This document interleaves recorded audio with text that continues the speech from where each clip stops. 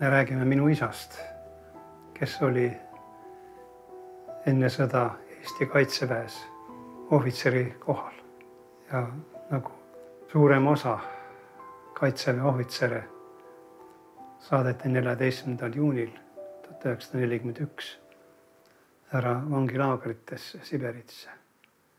Nii ka minu isa.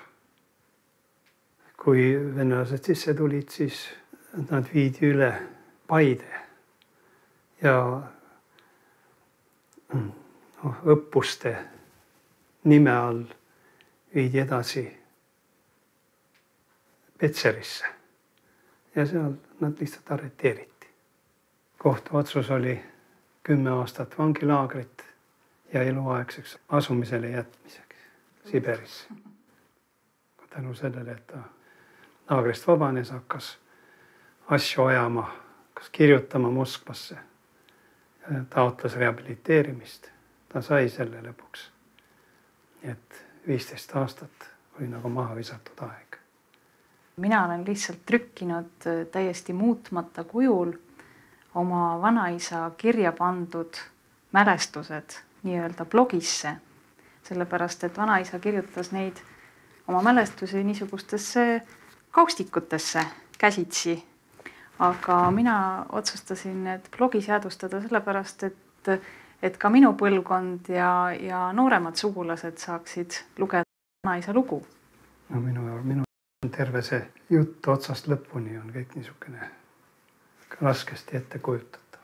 Mäletan, minu kunagine ülemus major Holmberg oli muretsenud omale kusagilt suure mõlkise alumiiniumkausi. Sinna sisse kogus ta kõik rapped, mis leidusid kalade pesemisvee mahavalamise kohtades, segas need köögist saadud supileemega ja sõi ära. Varsti suri ta siiski nälga. Endine major Pajusoo sattus kööki tööle, seal olid kukad andnud temale ämbritäie katlapõhja jäänud supi jääki. Pajusoo sõi selle ära ja suri umbes tund aega hiljem suurtes valudes. Niisuguseid nähteid kordus iga päev. Eriti raskesti tabas meid kevadeks lahti pääsenud kõhutüüfus. Statsionaarid ei suutnud enam haigeid ära mahutada, samuti oli suuri raskusi ka laipade laagrist välja kandmisega. Vastu pidasid need, kes vaatasid seda kõike nagu mingit ekskursiooni. Et mitte masendusse sattuda ja igal võimalikul juhul leida võimalust rõõmustamiseks. Ta kirjeldab niimoodi, et üheks meeldivamaks suursündmuseks on põhjas polaaröö lõpul esimese päikese ilmumine. Sel puhul katkestatakse otsekohe töö. Igaüks püüab pääseda kuhugi kõrgemale kohale, et paremini võiks päikese ilmumist jälgida. Varsti ilmub kaua oodatu kusagilt mäe tagant nähtavale, ainult oma servakest näidates ilmub ta su vaatesektorisse, liigub silmale nähtava kiirusega, et varsti jälle peituda mõne järgmise mäe taha. Kuid ka see hetkeline ilmumine kutsub inimestes esile suure joovastuse, kisendatakse hurraa, loobitakse mütse ülesse, kaelustatakse ja suudeldakse üksteist. Algab uus päev ning ka uus elu, hinges idanevad uued lootused. Varsti tiirleb päikese ümber ilma loojuks, ta püüab sulle kõik ära tasuda, millest sa polaaröös ilma jäid. Rääkis ta kohtumise lugu ka, see on nii tore.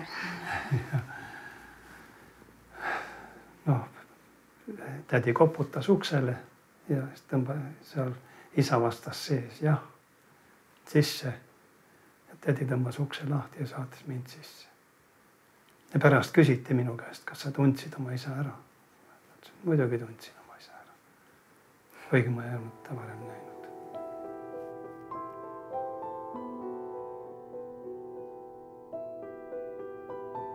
See on nüüd tookord tehtud? Jah, see on Krasnojarskis tehtud pilt.